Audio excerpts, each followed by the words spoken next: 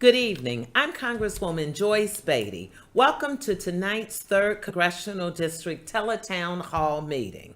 Although I'm in Washington, I just actually left the House floor from voting, and right now I should be in my Financial Service Committee voting, but I decided to be here with the constituents tonight. I want to take time to update you on my work and share some of my critical issues facing us.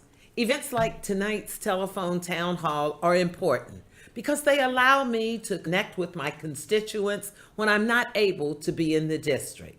And I will continue to hold in-person and community-based events when I'm back home. That's because whether in DC or Central Ohio, I'm always fighting for us. So thank you for taking time out of your busy schedule to join me. Tonight, I'm interested in hearing from you. And also this evening, we are streaming the Teletown Hall on Facebook Live and my website, where constituents will also have an opportunity to ask questions. Links to the live stream can be found on my website or social media pages at www.facebook.com/RepJoyceBeatty or www.twitter.com/RepBeatty, and a real-time closed caption live stream can be viewed at beatty.house.gov/live. As we are setting up for the call and people are continuing to join us, let me provide some instructions and update you on some of my work. There will be plenty of time for questions and to discuss the issues that matter most to you, so don't worry. Throughout the call, if you have a comment or a question, please press *3 to be assisted or leave a comment on Facebook. Please be aware that the call is being recorded. The recording will be posted on my website and YouTube page at www.youtube.com/RepBeatty for individuals who are not able to participate this evening. My staff and I are here to serve you. The DC office where I'm speaking from tonight is located at 133 Kennan Office Building. It's the oldest office building on Capitol Hill, and the phone number is 202-225-4324. The district office is located at 471 East Broad Street in downtown Columbus, and the phone number is 614-220-0003. Parking is available behind the building, and the nearest bus stop is just across the street at the corner of East Broad and Washington Avenue. And here's some good news. Tonight, I am joined by members of my Washington and district staff, including Chief of Staff Kimberly Ross and Legal Counsel, Legislative Director and Counsel Nick Semenko, District Director and Counsel Jocelyn Armstrong, District Aide and Counsel Trenton Weaver, Communications Director Dominic Manicki, and thanks to my entire team who are all working to make tonight a success. And also in the audience, I have a surprise for you. We have a group of interns from The Ohio State University's Glenn College, as well as my office intern this summer, Stephanie Noddy. And they are here to learn and see firsthand the inner workings of Congress and the federal government. Also, you're going to hear from them a little later on. And again, you're going to hear this statement throughout the Teletown Hall. If you have a comment or a question, please press *3, and you can leave a comment on Facebook. We will say this repeatedly because people will be joining in all night. And before I get started, let me just tell you now that we have hundreds of people. Matter of fact, we're close to 1,000 individuals being on live now listening to us. So let's get started. Since coming to Congress in 2013, we've gotten a lot done. Let's review it. This chart behind me is called our legislative snapshot. And this chart will reference many of the things that I've been doing. It will tell you that I have had 61 bills sponsored, and I have co-sponsored 824 pieces of legislation, and I've also co-sponsored some 850 bills, and 3 of my bills have become law. The office has recouped nearly $2.4 million in government money owed to constituents. We have responded to more than 157,000 letters, emails, phone calls, and other correspondence. And we've completed more than 1,903 constituent case files. In Congress, I have helped bring back federal dollars to the district, highlighted by the $225 million grant to redevelop Poindexter Village and the Near East Side, and $45 million in Head Start grants to help more low-income students gain access to high-quality early comprehensive education. Also, I worked hard to help the city of Columbus win the $40 million Department of Transportation Smart City Challenge to revitalize Central Ohio's transportation system, and $1.7 million in federal grants to address the community's infant mortality crisis. All total, I have helped bring back more than $4.2 million in federal grants and funding for our district projects and priorities in the last 2 months alone. Now, time for that announcement again. If you have a comment or a question, please press *3 or leave a comment on Facebook. I can tell you now that we have picked up a few more hundred people. We're at 1,500 people who have called in and are on the line. So let's continue. Most recently, the Allow States and Victims to Fight Online Sex Trafficking Act. Now, that's a bipartisan bill that was signed into law last month on April the 11th, FOSTA for short. It will ensure that internet sites are held accountable for facilitating sex trafficking that allow victims to obtain justice. In a little over a month, we've already begun to see the results. I'm very proud of that. Many websites have actually removed sections where sex trafficking was simply one click away. The second bill, Furthering Access to Stroke Telemedicine Act, or the FAST Act, was signed into law as part of the most recent government funding bill.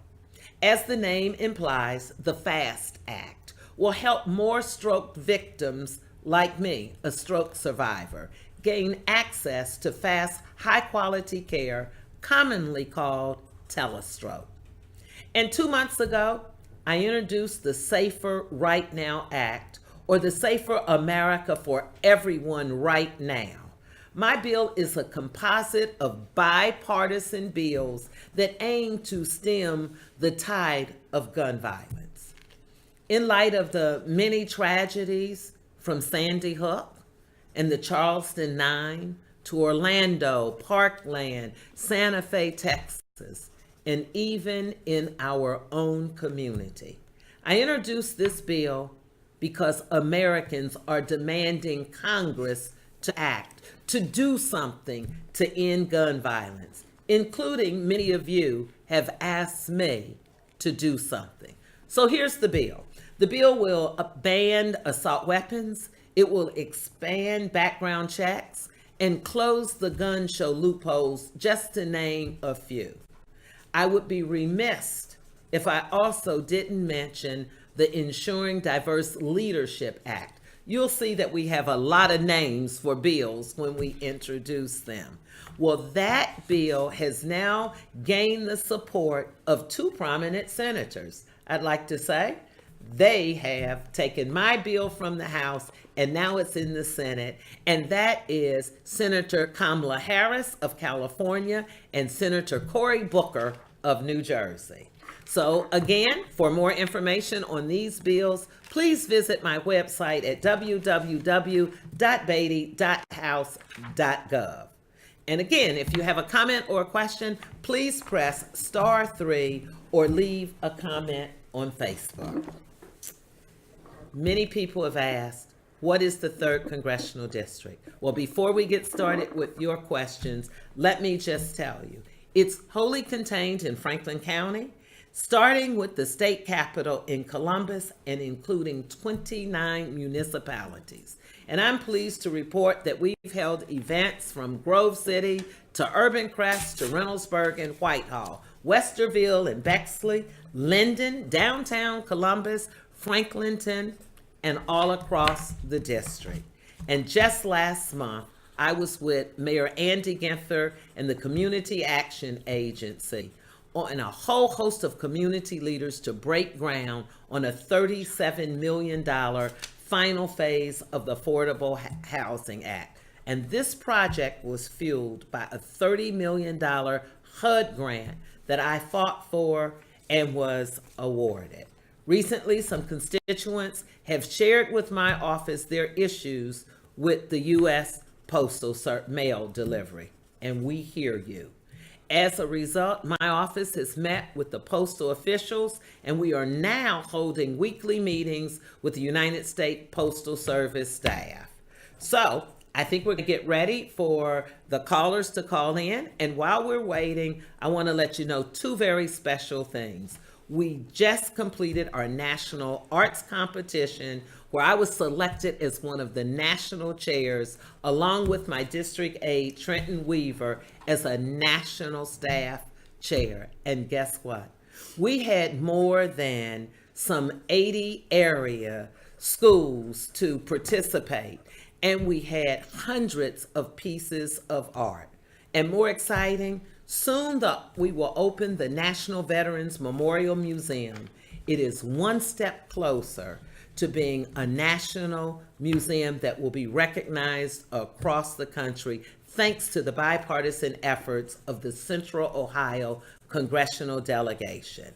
This is just a snapshot, so for more information, please call my Washington office or my district office or visit my website. One last time, if you have a comment or a question, please press *3 or leave a comment on Facebook. I think we're ready to hear from you. And if you've had a bad connection, please know we are working on that. Much of it is storming here in Washington, D.C.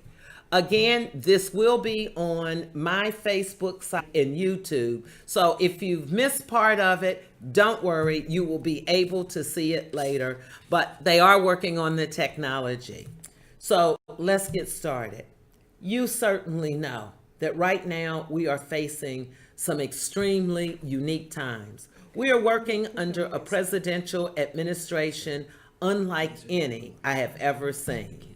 And I've heard from many of you, and I encourage you to continue to call, to write, and to email. Thank you. And I am Congresswoman Joyce Beatty. So I think we have a lot of questions coming up. I have my chief counsel and chief of staff here, and she's going to tell me who our first caller is. Our first caller is David Jameson from Reynoldsburg. Our first call is Mr. Jameson from Reynoldsburg. Okay, Mr. Jameson, are you on the line? Mr. Jameson, are you there? Proud of what you have done. One more time. Thank you, Mr. Jameson from Reynoldsburg. I am so proud of what you've done. I would like to ask 2 questions. One would be, what is your policy or thoughts, not just in Ohio, but about conserving wildlife areas that our children behind us would understand and realize and appreciate what we have behind, and not what behind, how much we've destroyed, how we're going to protect it. Okay, we're getting a bad connection here. Okay, I'm going to go to the window. Okay, thank you. What are you asking me? Can you hear me now? I can hear you better. Yes, we can hear you. Is this a yes or I am Yes. curious about what your policy is Yes, on but preserving you're wildlife pro-gun that our He's children pro-gun that control. we leave behind He's a and pro- appreciate what we have no? I'm leaning in for those listening and so I can what we hear have you. endured and what is actually being done to preserve our wildlife. Okay, I heard your question now on protecting our wildlife, and certainly I am a supporter of protecting our wildlife, and because I think it's helpful, and I support that. I think you had another question that may have been on gun control that you posted.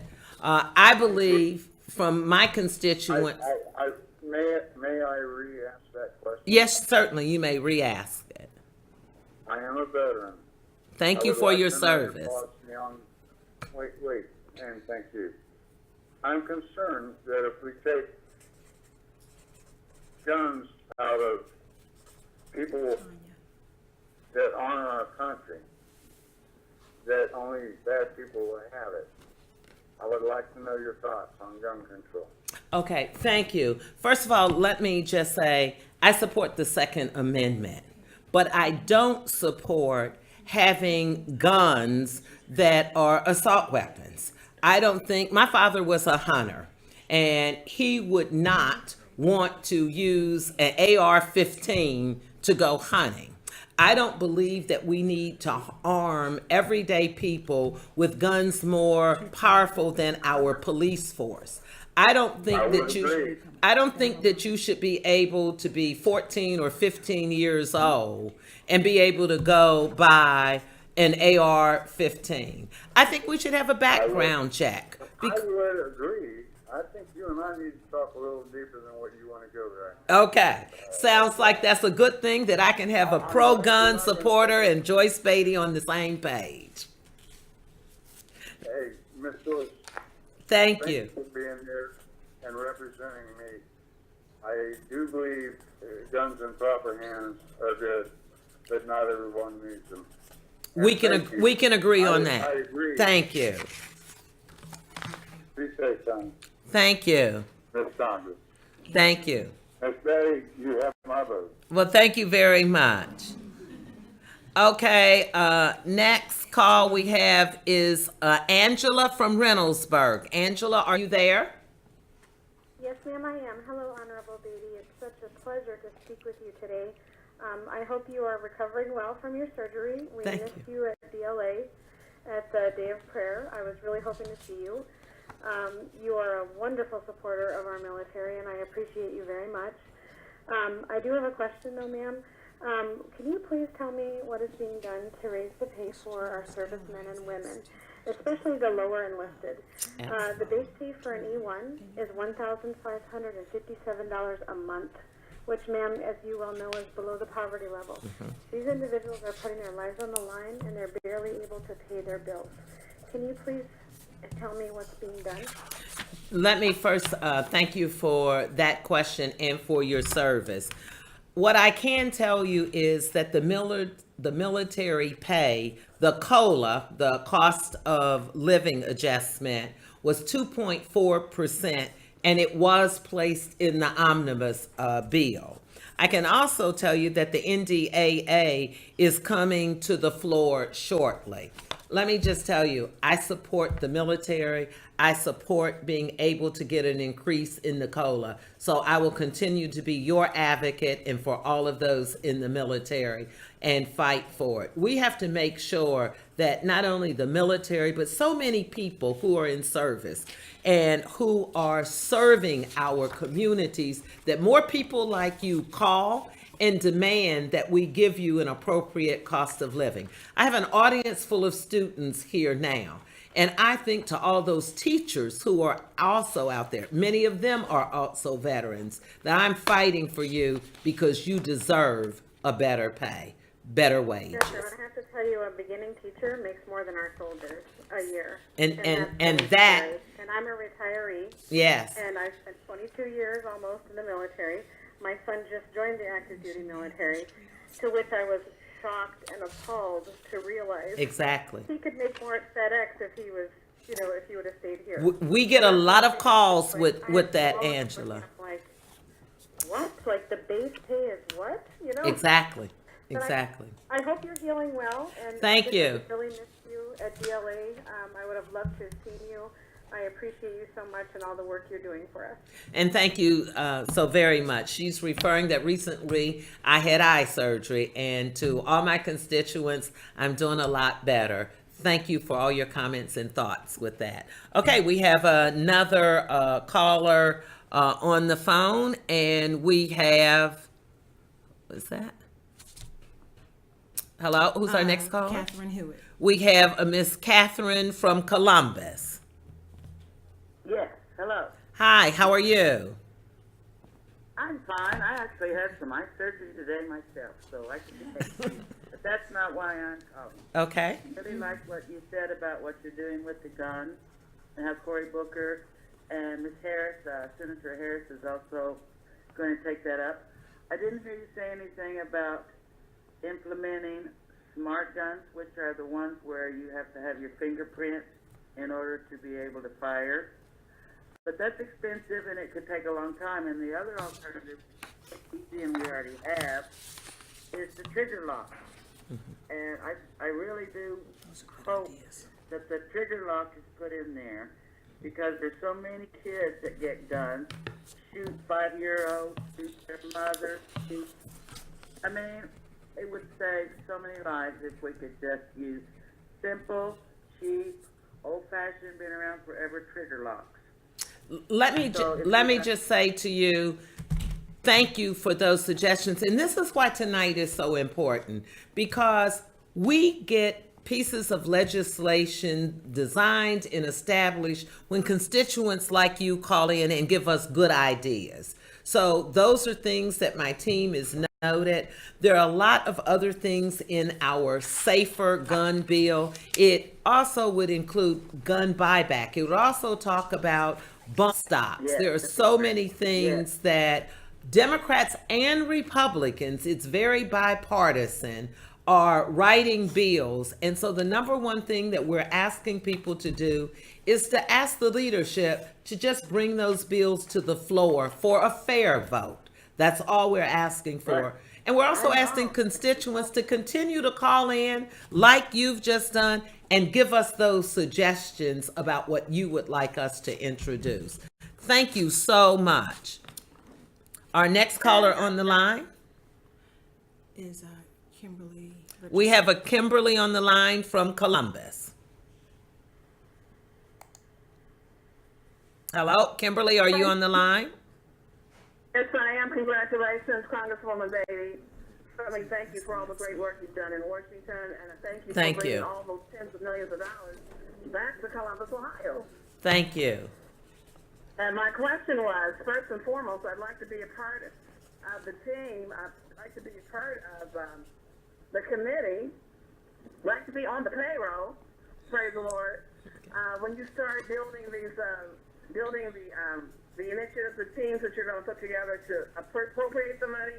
I know the HUD project is going to be a little different because that's already set aside for the Department of Housing, of course.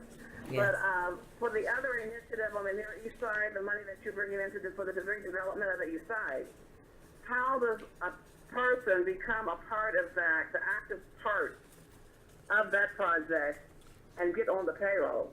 Well, that's a good question. Now, we don't actually employ any of the people on the project from the 3rd Congressional, but it is a team. It is a team approach as we look at those individuals with Columbus Metropolitan Housing, the City of Columbus. Certainly, if you want to write to our office and share your interests or send us information about you, we will forward that on. So if you just share with us your expertise, I can't make a commitment, but we will forward that information. I'm an educator. Exactly. What I do, I'm an educator. But anyhow, I'm consulting work. But I would love to be a part of the team. And, I just want to see how some of that money on the street, how, Absolutely. that money impact the people, directly impact the citizens of Columbus. Absolutely. Let me give you a number at City Hall. I'm going to give you in the mayor's office, and that's 614-645-7671. And again, feel free to send information to us, and we will forward it. Absolutely. Thank you so much. My pleasure. Okay, the next Melanie call Foote is from from Westerville, and it's from Melanie.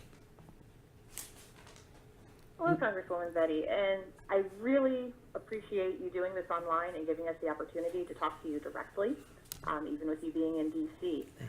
I am a businesswoman who conducts most of my sales online, so the ability to access all websites from social media to e-commerce like eBay and Etsy, even to my independent business site, directly affects me and my colleagues. So with the FCC's plan to destroy net neutrality, that's going to directly affect my business and my ability to reach customers or for customers to even be able to find me. How will you be voting to restore and protect net neutrality?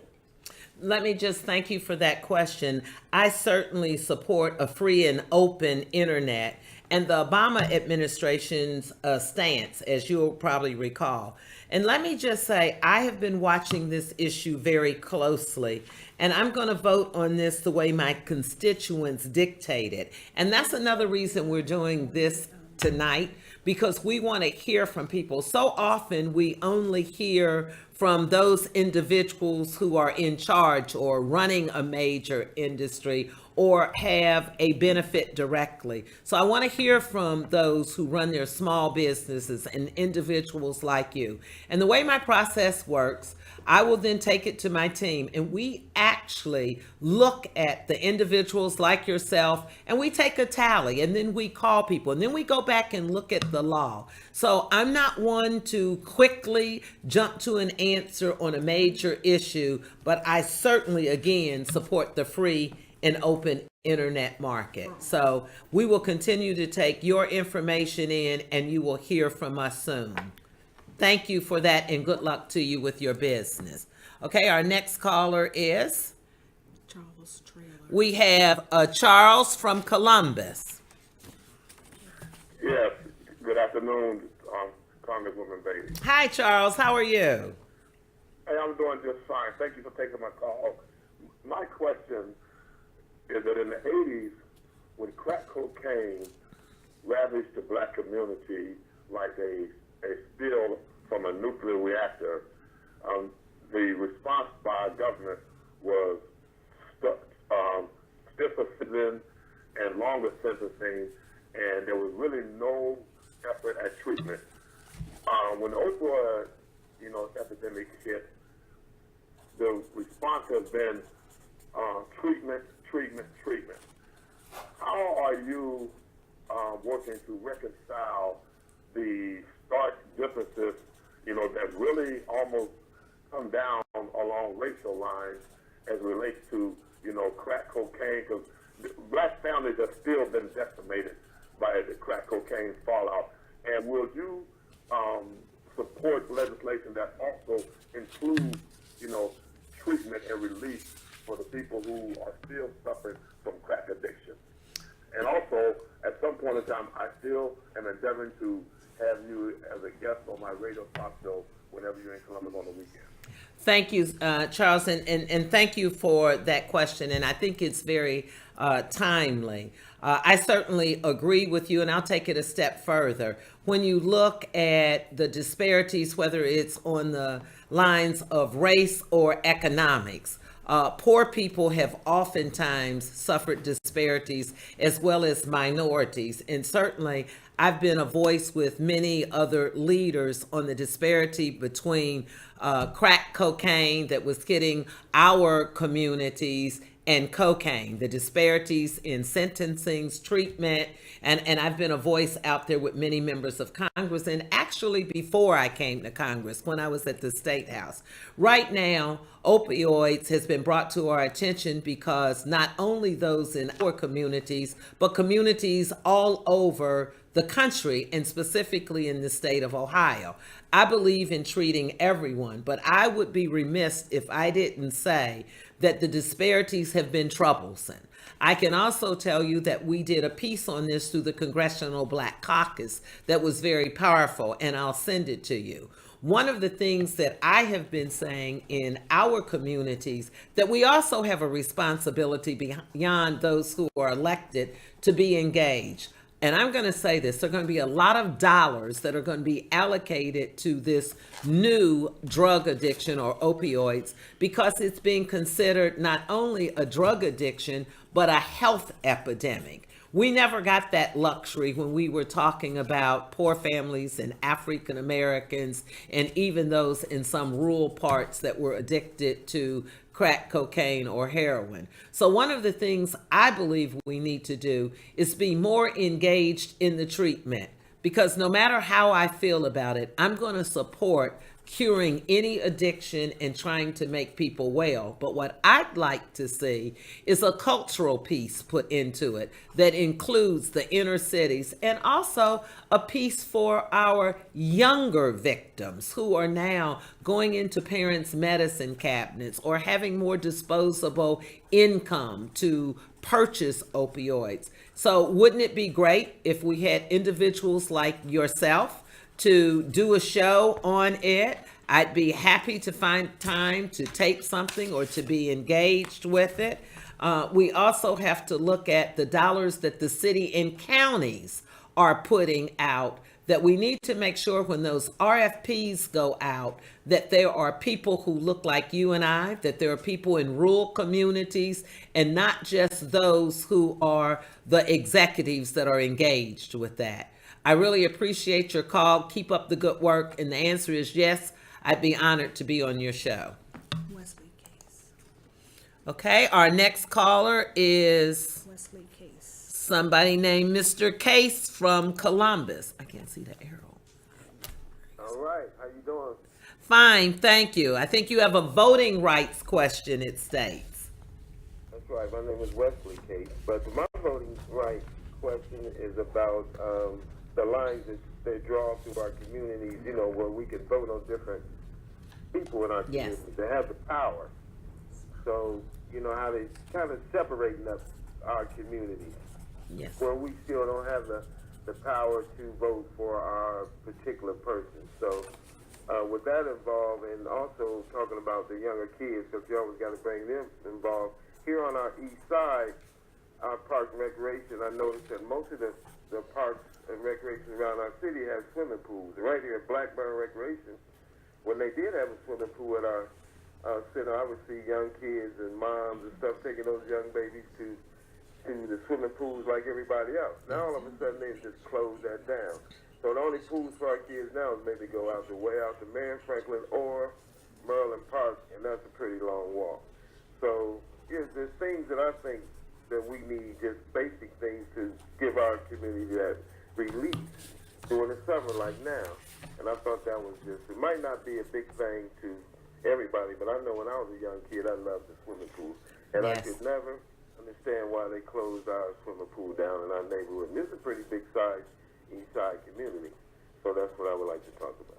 Well, let me just say thank you for that. And of course, I'm going to date myself a little bit. I grew up in that era time when we didn't have the opportunities, and swimming was a big thing then, and it's still, in my opinion, a big thing. I can tell you there is a relatively new swimming pool that opened up, I think it was last summer, that was rebuilt on the east side. I also think that we can never have enough activities for our young folks, whether it's after school, whether it's the weekend, and I am certainly a strong proponent of having programs for our young folks to participate in. Most of those things come from state and city dollars, but if you want to quote me and use me as a source to say, Congresswoman Beatty supports programs, whether it's after school or weekends, that we should do more to help our young folks.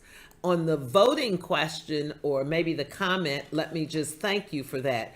Voting is our voice. And I think one of the things that we have to do more, and that's get more people registered to vote and get more people to vote. Because when people talk about taking away our rights, and maybe you're referencing gerrymandering, or if we're talking about fair districts, I'm very supportive of fair districts, but I'm not supportive of diluting the minority votes or breaking up communities where you don't have an opportunity to have fair representation. Because here's what I believe. Fair representation is there as long as you register to vote and you vote. Because every year people are voted in and out of their positions, whether that's City Hall, whether that's the state government, or whether that's in Congress where I serve. And that's one of the reasons that we hold community conversations. That's one of the reasons that every year since I've been in Congress, everybody's not going to like all my answers. Everybody's not going to agree. But one thing you'll be able to say about this congressperson is, my door is open, I will listen, and I'll take just about any suggestion that I can and try to do something with it. Thank you for being engaged, and thank you for calling in. Our next person is a Miss Davis from New Albany. Are you on the phone? Yes, good evening, Congresswoman Beatty. Thank you for this wonderful evening and this town hall forum and allowing all of us to hear your opinions and many of your results, which are fantastic. One of the things that I believe about you specifically is you are a wonderful role model for civil discourse in politics. And I know that you have that as an initiative, and you're focused also on helping to improve or hoping to improve the decency and manners that our leaders utilize as they speak before the public. Can you talk about that a little bit this evening? Absolutely. After I got to Congress, I started, I think, paying more attention to the behaviors, the discourse, particularly here in Washington. And I decided that you can disagree without being disagreeable. And one of the things with the Civility and Respect Caucus, we wanted to make sure that we had people of opposite political parties that would be willing to sit down. So a Democrat and a Republican, and sit down. Now, it wasn't to change me from my political party. It wasn't to change me from my view in governing or campaigning. But the point of it is, I wanted to make sure that we could make a point of taking care of the business that we were sent here to do. And whether that's providing health care, whether that's lowering the tuition and the loans that our students have, or housing or financial service bills, we should be able, as adults elected in the United States Congress, to sit down and have some bipartisan legislation. I didn't know how it would be reviewed when it came out, but I felt it was the right thing to do. I can tell you now that we have almost 30 members of Congress who have signed on to do this. We also have other members from Ohio who have agreed to do this. We have members from Michigan and Hawaii and the East Coast who are joining on. And here's the part that we wanted to test it on. We decided that we would test it with high school students. And you know why? Every movement throughout history has had an engagement with young adults. Many of them, like Congressman John Lewis, was in high school when he started his mission to change the world for civil rights and voting rights. And look at where I am now, in part because that young 18-year-old student, and then at 19, took on Martin Luther King. Martin Luther King embraced him. So when I think about that, and I think about Martin Luther King as a teenager fighting for the rights of others, I applaud the students from March for Our Lives to all of the things that young students are doing. And I believe I have an obligation to continue. We have done more than 1,200 students taking a civility pledge in high schools throughout Central Ohio. And I can tell you, students of all ethnic and racial backgrounds, religious culture of religious and different cultural groups have also helped and guided us. So I'm going to be out there fighting for civility and respect, because we should set an example for young people, not having them set the example for us. So I think it's well received. It's a part of good government, and that's why I'm doing it. Okay, thank you. Our next call is Joe from Columbus. Joe, are you there? Yes, I am, Congresswoman. Thank you. And I think you also have a gun regulation question. Yes, I do. I'm a veteran trained in the use of guns and gun use and gun safety. And I just want you to explain why you think that a new gun law would be followed by the criminals that use guns, as opposed to any of the laws that are out there now that are not being followed by our criminals.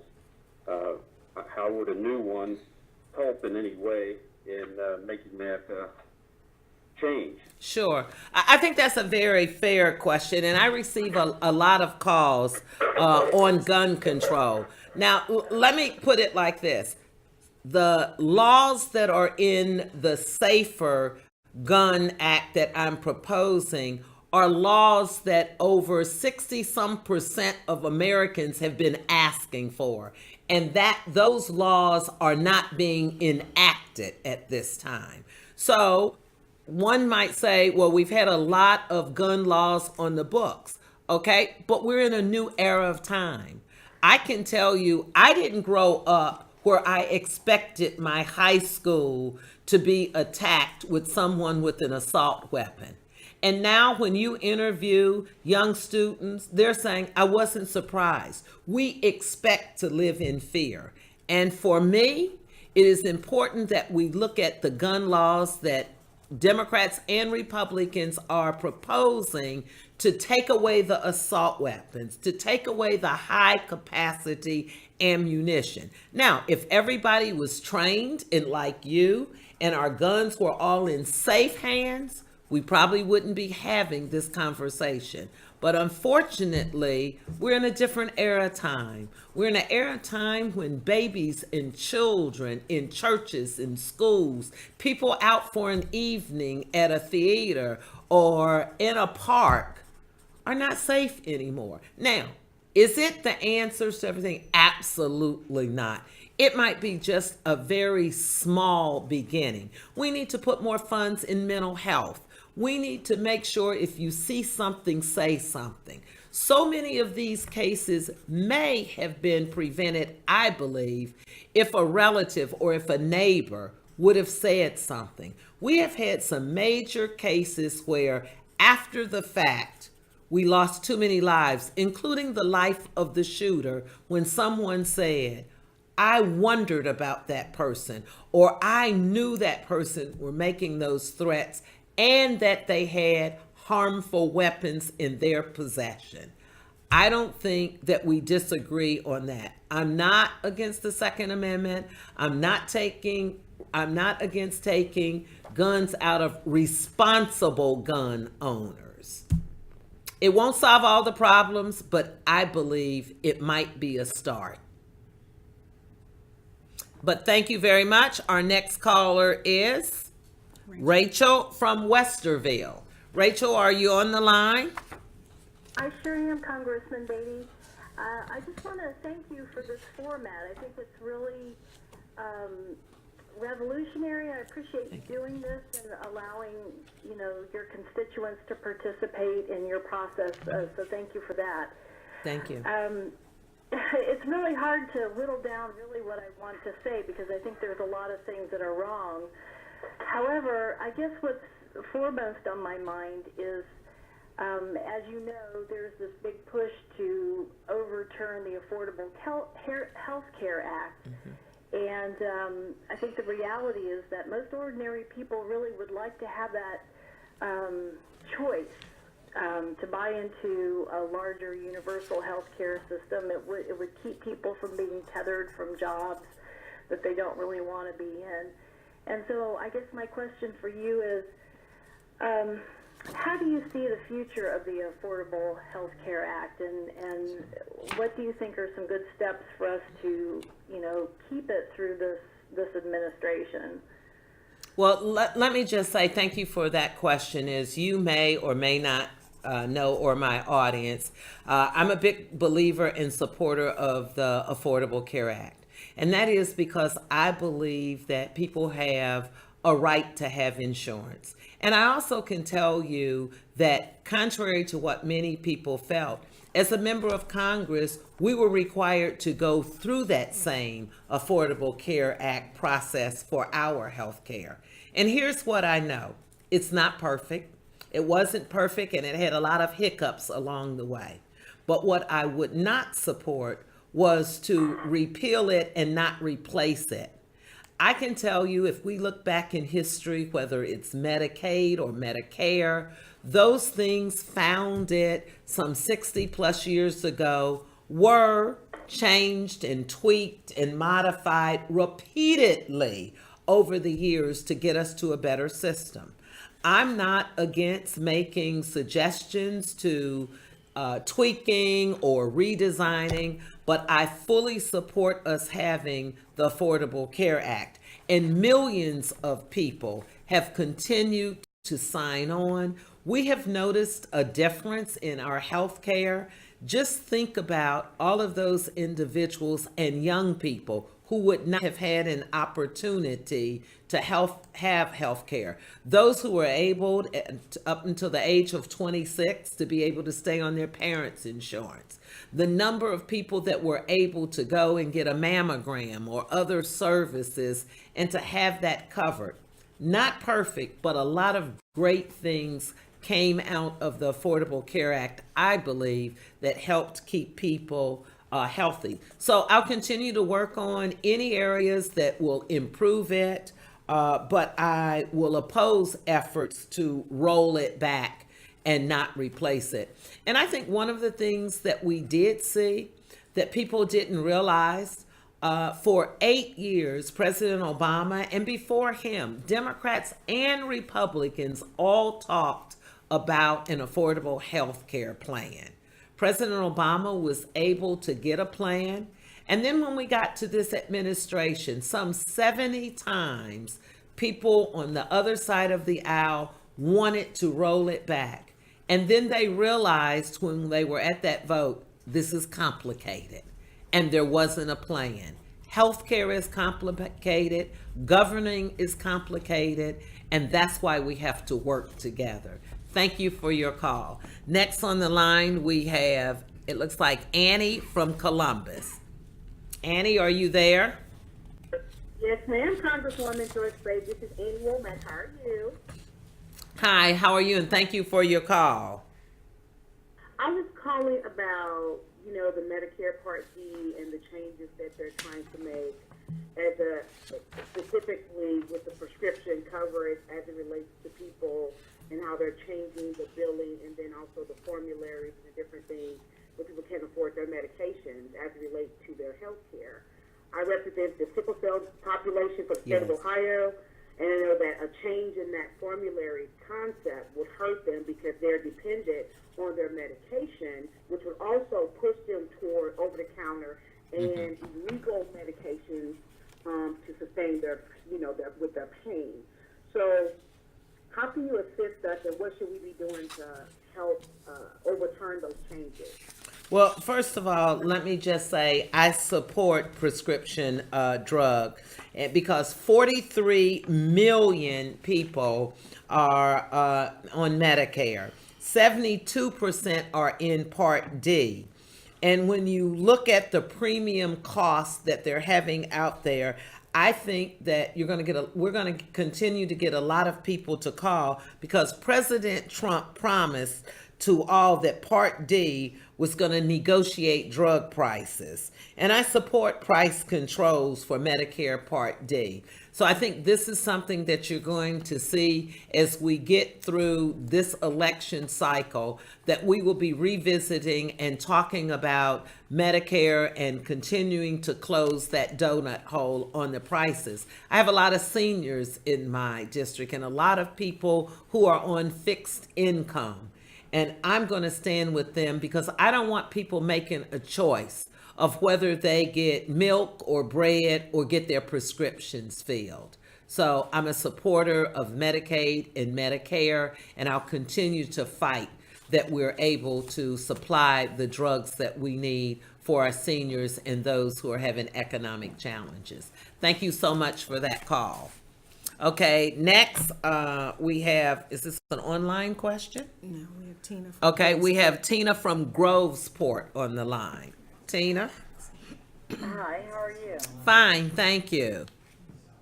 My question is, I'm concerned. I have a 12-year-old granddaughter who, we live in a very multicultural area, and she has been terrified over the rhetoric that has been coming out of the White House.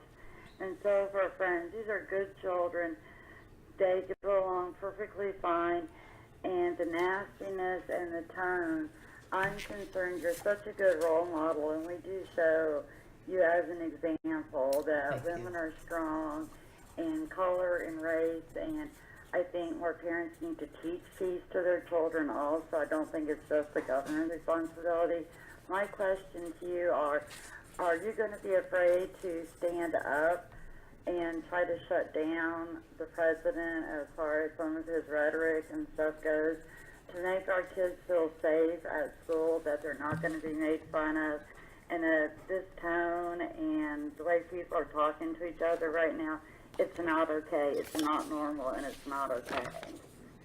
Well, let me So just, my question to you would be is, are you going to continue to be strong and be a good voice and role model for our children? first of all, let me just say thank you for your call.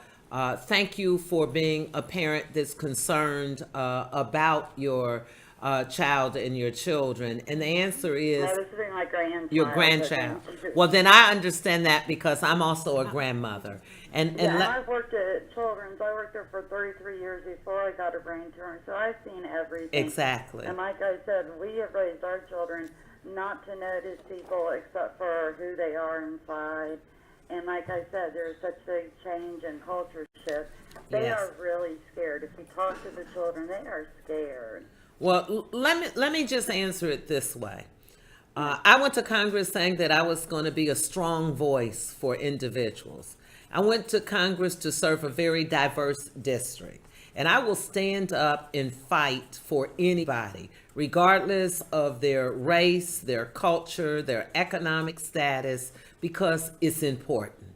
I will stand up to this president or any administration against discriminating, bullying, and I've done that. I've been very vocal on You issues have. with Yes, women. Yeah, that's why I said we hold Jeff as a role model. Well, let me just say, with people like you calling in, it gives us that additional responsibility to be able to take on anyone that is making our young folks afraid, anyone that is standing with or condoning bullying. I will continue to sponsor bills to fight out against those things, and I will continue to embrace young people.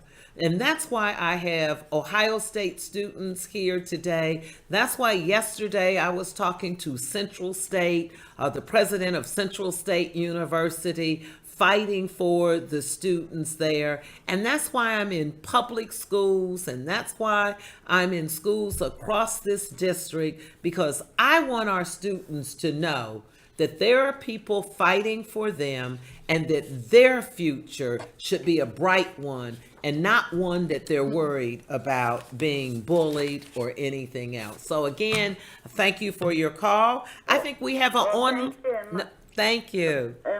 And like I said, we do appreciate also your view on the gun rights. I don't think the Second Amendment was written for automatic rifles. Yes. I think we need to look back at a time period of when they were written. I am a believer in having guns. But Absolutely. I also believe that there's a limit to what kind of guns. Professional military-style weapons need to belong with the professional military people and not out in where you can just buy them in public. I do agree, and I think your stance on that is excellent.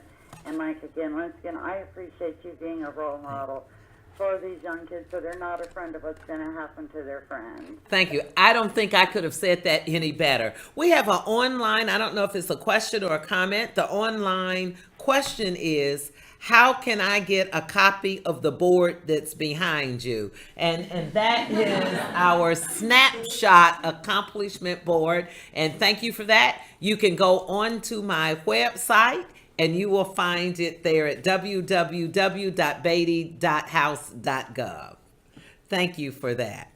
Okay, I think we're going to turn to our audience here and see if we have a question from one of the Ohio State University. Let's turn it to them. Let's give them an applause.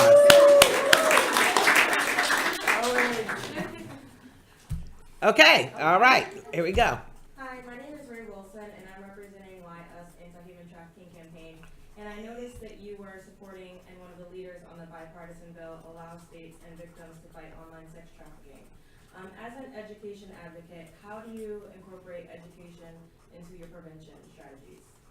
Thank you so much for that question. Education is probably 99% of anything that we do. So we started with education on both of my anti-human trafficking bill. We started educating people on what to look for. We started educating young people on some of the traps that they were attracting particularly young girls into.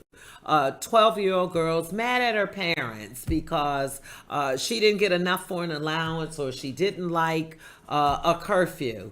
And it starts out that I'm going to run away from home in the typical sense.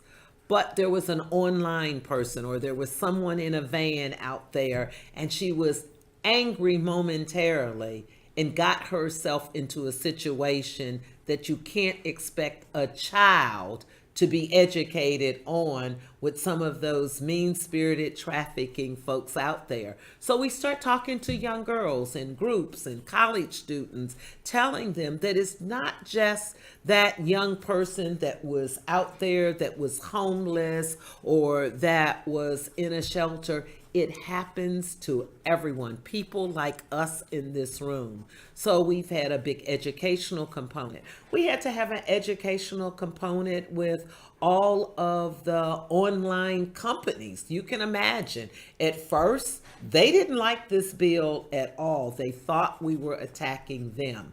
But we were saying to them, we have to educate you because you have a responsibility for your users and what they're doing on the back end.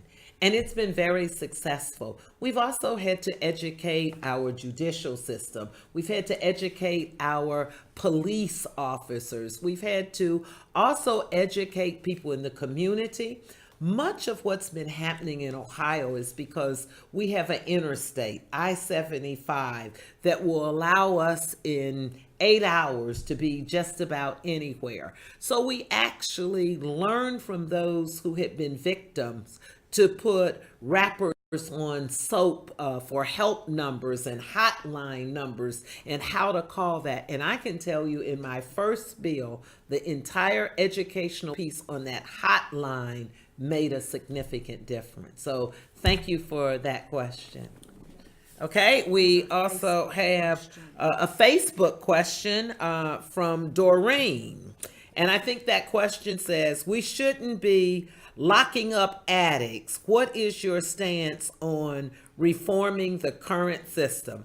Now, I want to say to you, Doreen, I know you weren't in Washington with me today when I spoke in caucus and spoke on a vote that I just took tonight that passed the House. And I am so proud of a young congressman and my classmate, Congressman Hakeem Jeffries, who just proposed a bill that's a bipartisan bill.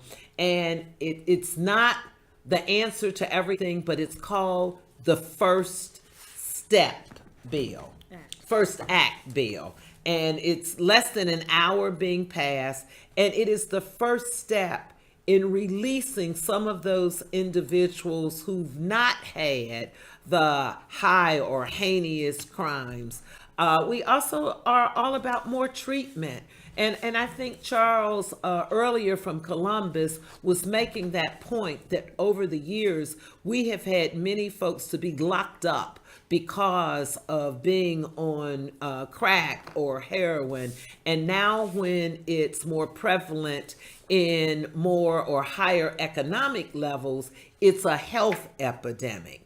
And so I think one of the things is treatment. We should be about treatment. We should also be about when people are incarcerated, that they have an opportunity to get education and training. We cannot deny all of those things and then think we have rehabilitated someone and put them and integrate them back into the system without having skills or without having treatment. So I'm all about treatment. I'm all about rehabilitation, and I'm all about giving people second chances. Thank you for that online question. Next. Okay, the next question is, we've got a lot of folks calling in, and also, how many people do we have online? I'm asking myself, where are we with the number of people? People always like to know the number that we have called in. Okay, we have had up to, hold on, we're going to get that number in a few seconds while we take this question. Who's our next question? Carmela. Okay, we have Carmela on the line. Hi, Congresswoman Beatty. I would like to know what is being done with Secretary Ben Carson wanting to raise the rent 3 times more with people on Section 8 and HUD. Well, let me just say this. I've not been a proponent of any of the things that he's proposed, whether that's raising the rents, whether that was on his own when he came before my housing committee, where he voluntarily wanted to decrease HUD's budget. One of the things I can tell you is we will be in our committee reviewing his HUD budget and reviewing all of those things. And I can tell you, I will not be supporting them, because we need to make sure that we have access to affordable housing for everyone. And so there are a lot of people fighting against what he's proposing. And let me just tell you how important it is for people like you in the audience to actually write in or call in our teletown halls and tell us how you feel, so we're representing the constituents. And if it's okay with you, I'm going to use this as an example in my housing committee when he comes before us, to be able to say, I have a question from a constituent that's against this, if that's okay with you. Oh, yeah, as long as you don't use my name. I won't use your name. I'll just call you my constituent. How about that? Thank you so much for your call. Okay, we've got time for just a few more calls, and we've got a lot of them still coming in. So we have a John from Columbus. Yes, hi. As you probably know, the Citizens United Supreme Court decision really opened the door to big corporations pouring money into the election system and really canceling out the people's voice. Yes. I wanted to hear your thoughts on a constitutional amendment that would counteract the Citizens United decision and protect the value of people's votes. Well, let me say, I think you're going to like my answer. Sounds like I'm on the same page with you. And let me just tell you, I was a co-sponsor of the bill that would overturn Citizens United, because we need to get all of that hidden or dark money out of politics. It's just that simple for me. You shouldn't be able to buy an election. You shouldn't be able to put money in where it can't be disclosed. That's not what. Absolutely. But, that's not what the American people want. My understanding is that the Supreme Court decision really made it impossible for a legislative fix. Well, Is that correct? let me say, I think you're going to like my answer. Sounds like I'm on the same page with you. And let me just tell you, I I'm not sure. Do you have a case specifically? I've got about 3 lawyers in here, so I'm going to have to turn to them. Yeah, Is it true? the Supreme Court decision said that corporations had the same freedom of speech rights as individuals, so they could anonymously put all the money they wanted to behind whatever and whoever they wanted to. So if you pass a bill that says dark money is not okay, the Supreme Court is going to say, look at our Citizens United decision.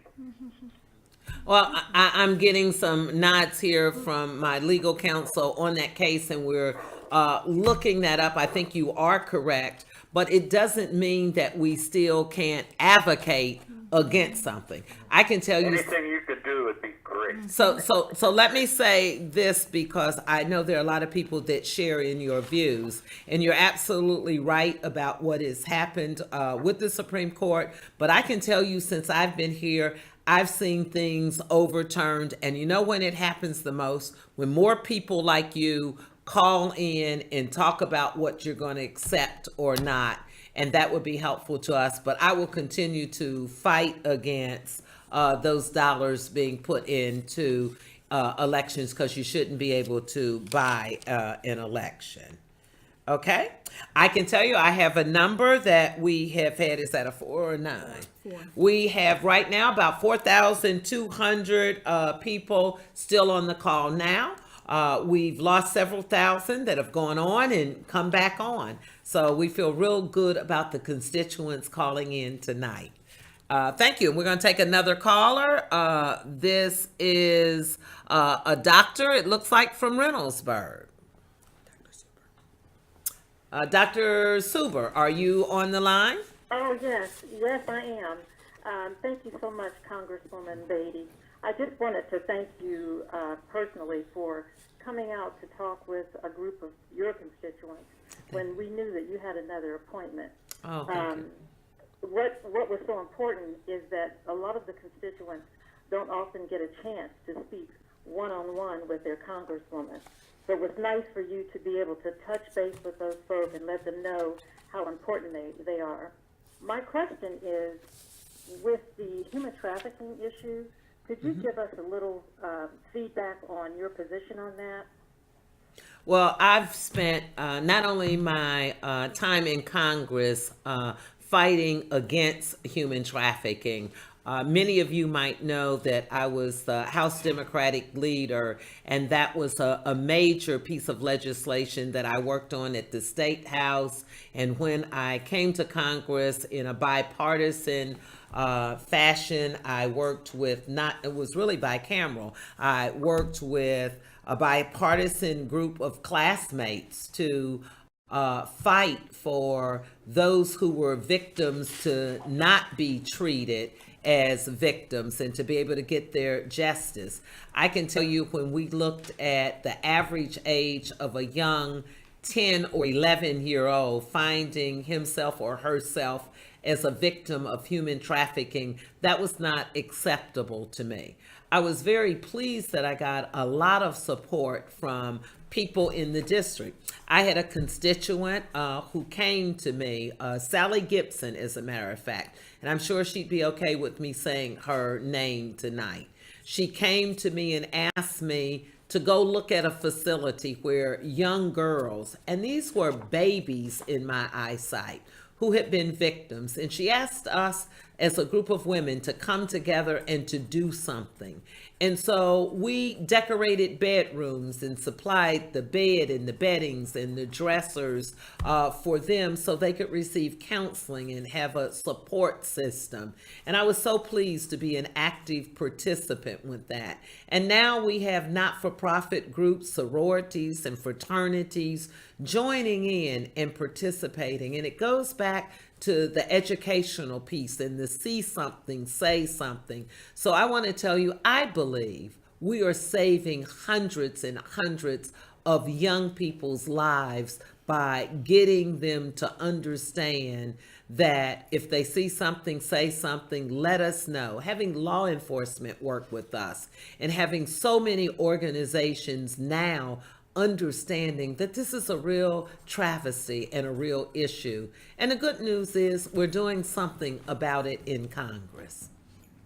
Thank you so much for that. Do we have another caller on the line? We have Patrick from Columbus on the line. Patrick, are you there? I'm here. And your question deals with negative policies, I believe it says, with the current administration. Well, I wasn't quite sure how to phrase it, so let me Okay. explain it so you understand what I want Thank to know. you. When the presidential campaign started, and even long before it, we saw Donald Trump rise. We saw him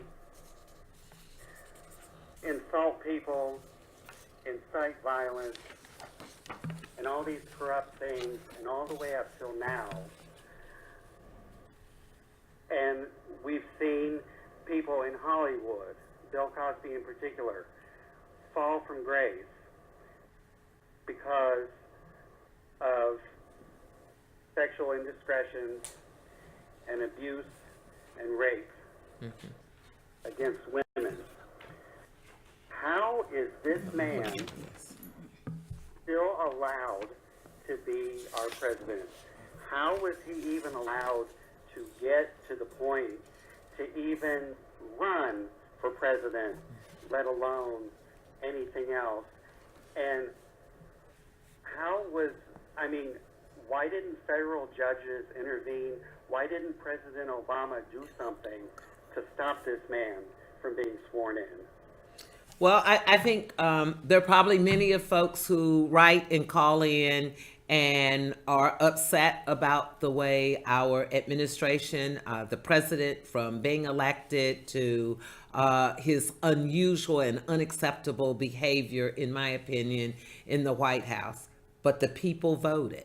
And I think one of the things we have to understand is if you don't register to vote, if you don't vote, this is the proof of every vote counts. Now, with that said, one of the things is we do have a justice system, whether we like it or not. And right now, there is an investigation that's going on. And one of the things we're seeing is unfolding so many of those behaviors that you talked about, and far more things than in my lifetime I thought I'd ever witness coming out of the White House with a president of the United States. So the one thing that I can tell you is that I'm saying to everyone who listens, it doesn't matter what your political party is. It doesn't matter how you voted the last time. When people, Democrats and Republicans and independents, call me all the time saying, when are we going to have a change in the White House? Then my answer back to you is when we decide to vote and vote to have a different person in the White House.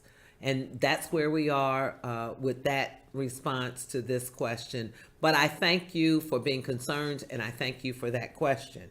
One of the things from the online I need to tell you that I have received a lot of questions on guns and gun control. And I support bringing this issue to the floor for a full and fair debate. One of the things that I've always said I'd do when I went to Congress, and that's be fair and to be transparent. So one of the things, because so many people are calling me, not all agreeing with all of my positions on it, but people are saying, when are we going to talk about it in Congress and put this to bed? So here's what I'm asking you to do. You need to write Congress people and say to them, bring it to the floor for a debate. And then your congressperson in whatever state you're in, then they would have the opportunity to vote for their constituents. But here's what I do know.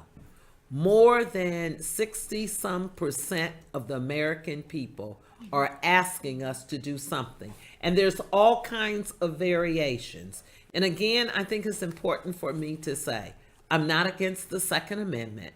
I'm not against taking the guns out of private citizens who are responsible gun owners and responsible gun users. But I am not for automatic weapons and high capacity ammunition being put in the hands of young folks or people with mental health challenges or those that can't get through an airport security check. They should not be having those types of weapons in their possessions. Thank you so much for that call. We have a Scott from Reynoldsburg on the line. Scott, are you there? Yes, ma'am. Scott, what's your comment or question? Well, my comment and question also, you were talking about getting the guns out of the youth, and you know, the parents and the people that are responsible, guardians, just like the incident in Texas. It wasn't an automatic weapon, it was a shotgun and a handgun. Somebody should be responsible enough to keep those weapons out of those people's hands, one, and the youth and the mental health issue, just like the Parkland, Yes. is a huge, huge problem. I mean, what are we and what can we do about that?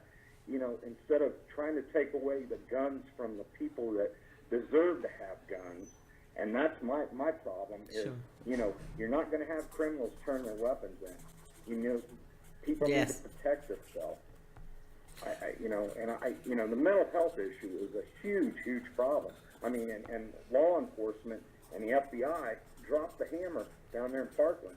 Those Yes. people should be responsible for what happened to the 17 people that died there. I don't disagree with you. I think it's a combination of things. I agree with you that we have to do a better job of controls, and that lies with the parents or the guardians in the homes. You know, as I said, I grew up in a house where there were guns and rifles because my father was an avid hunter. But there were locks and controls in parenting that we wouldn't ever think about looking for the gun, let alone touching one of the rifles or guns. So I think it is the adults in the house have to have better controls and better locks. I think we have to address the mental health issues, as you mentioned. And again, in taking the guns out of people's hands is those who are not responsible gun owners. And you're absolutely right that I don't believe that criminals are going to walk in and turn their guns in. But here's what I do believe. I believe you can lessen the number of guns that get into the hands of people who already have domestic violence charges against them. I think those are some of the things that we can put in place that will be a start. It's not going to answer all the answers, but what I do know, we're losing too many lives to do nothing. We have another caller here, but thank you for that call, and it's Vicky from Whitehall. Hello, how are you tonight? I'm fine, and thank you for your call. Thank you for your patience with all of us. I appreciate the positive note that you have, and we all do, I'm sure. I'm probably not as positive, not towards you, but I'm pretty angry that sometimes all we do is talk, and don't get me wrong, I realize that I've been an educator for 40 years.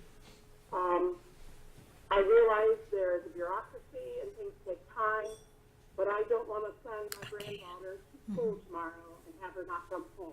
Absolutely. When there are some things we can be doing right now besides talking. Yes. Just talk. So my question is there any kind of movement here locally in Columbus, Ohio? If we're not going to wait for it nationally, can we start something local level to get people of all kinds of professions together? Because this is not just about guns. Absolutely. People have got to understand this is multidimensional. And until we understand this with mental health and with school safety and guns, I'm not going to see one of my granddaughters come home. Exactly. And it could be your granddaughter. It Right. could be any of our children. And I want to know what to do as a board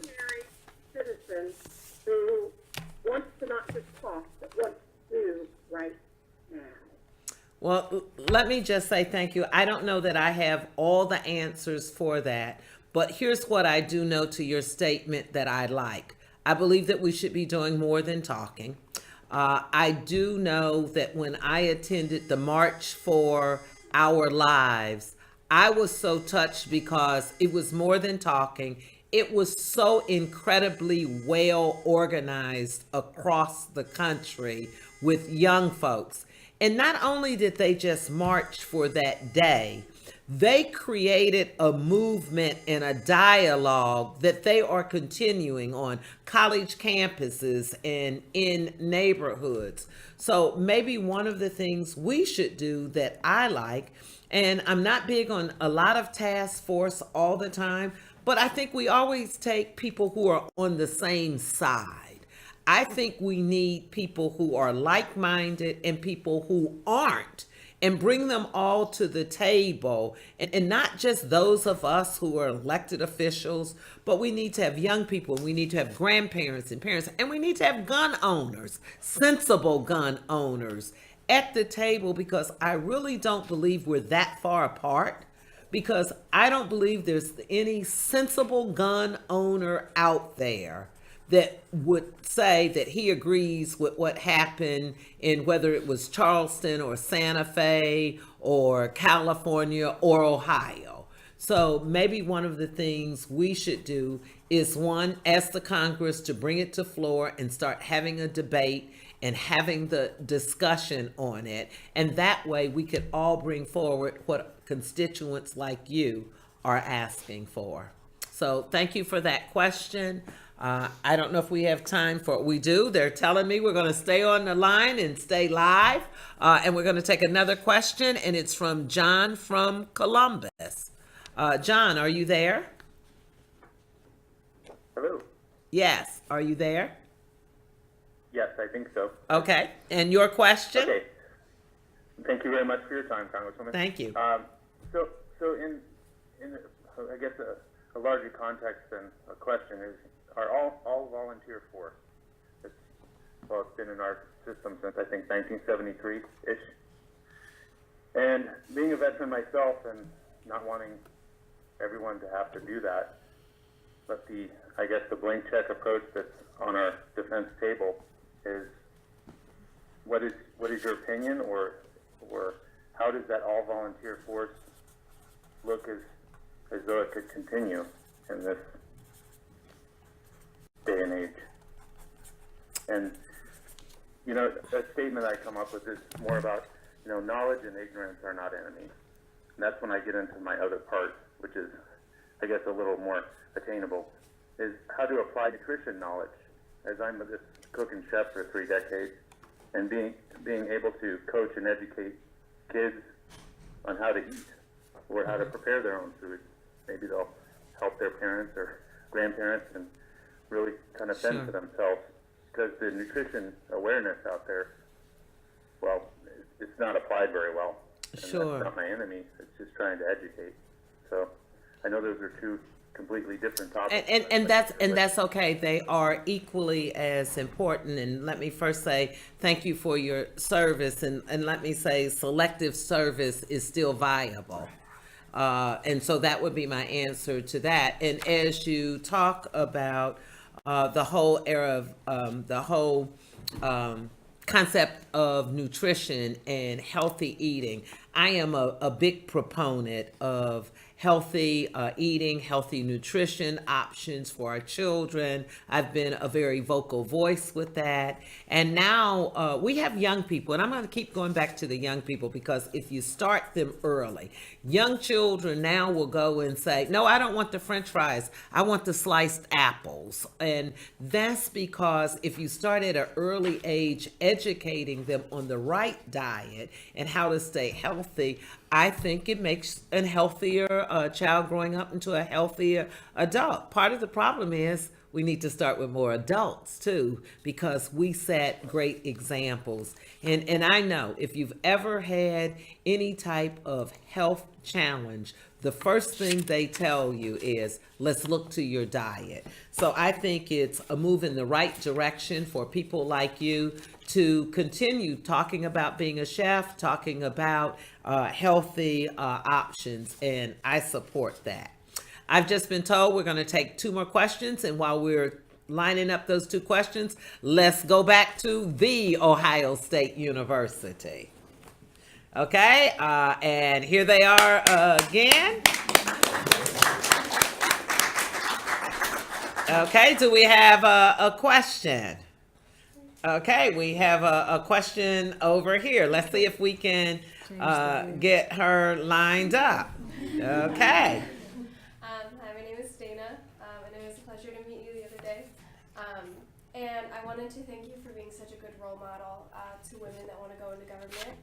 But I was wondering if that is your major mark you want to leave, or if there's anything else you're still hoping to do to be your namesake and your biggest mark. Thank you. That's probably the question that we try to work on the most when you think about what legacy do you want to leave. I want people to say that Congresswoman Joyce Beatty made a difference. That Congresswoman Joyce Beatty was someone that I had the opportunity to talk to, and she listened and she cared, but she fought for everyone to make that difference. And there's so many issues that I could say. You know, I want us to have the perfect world, in the ideal world. I want my granddaughter and grandson to be able to grow up and know that they can do anything they want to do.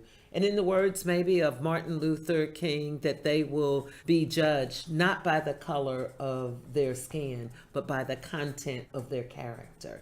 And I think that's what I want for all of you in this room and for all of our constituents, just to have a fair shake.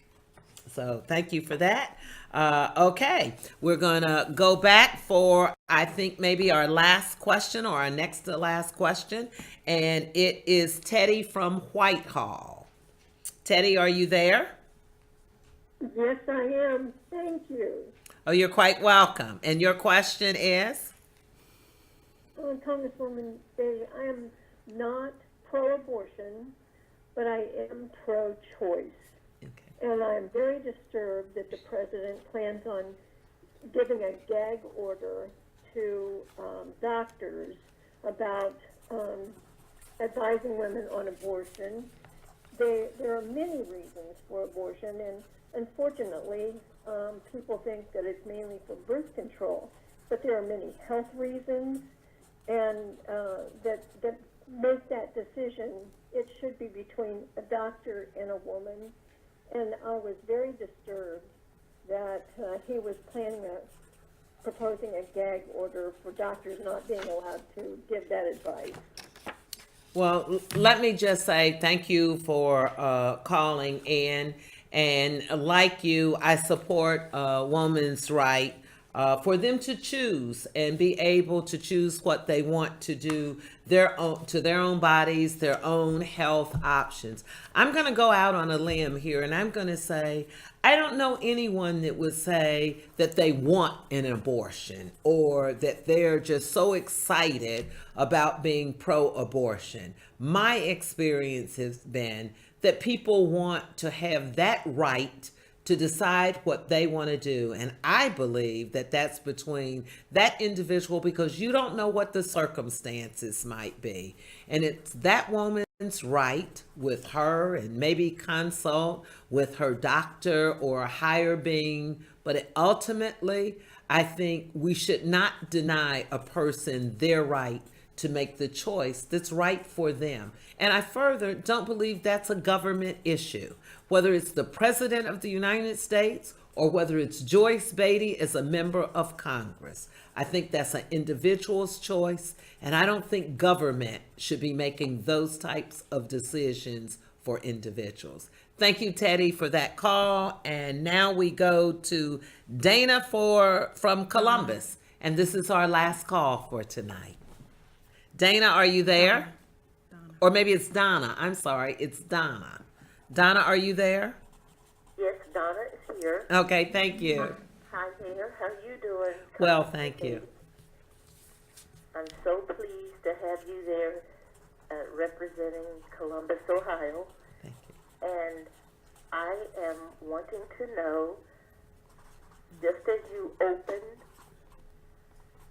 and spoke about affordable housing, I wanted to know if the affordable housing was going to be operated or managed in a different form than previous programs, such as HUD and such as Section 8 and so forth, which take years to be acclimated into the system.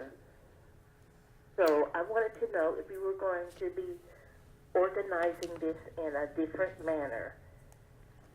Well, or the application process.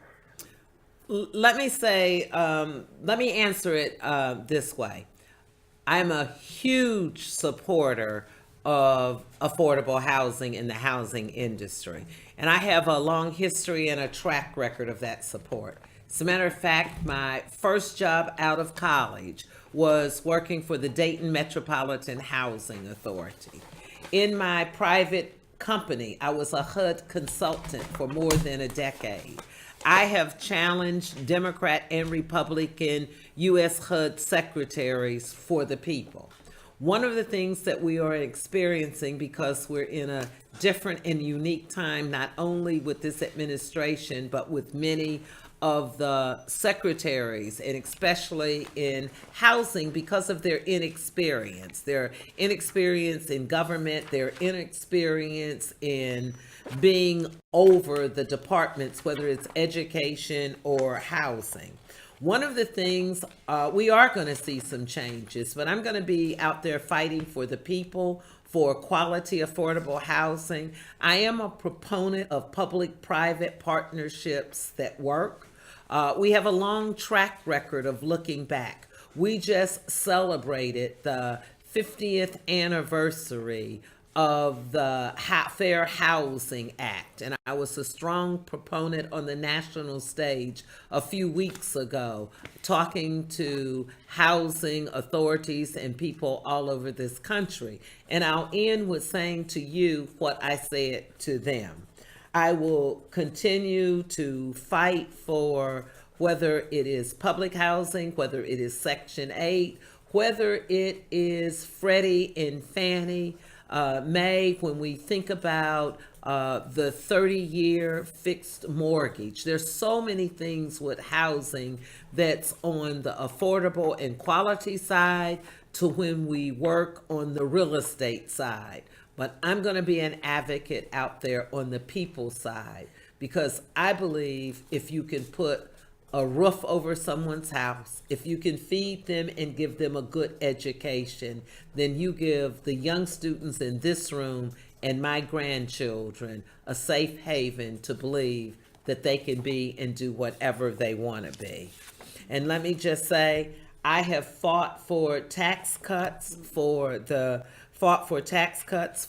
middle class, and that was in the housing area. Because when you think about what it takes for us to operate, we need to make sure that we are funding HUD and not taking away funds from it. Thank you so much.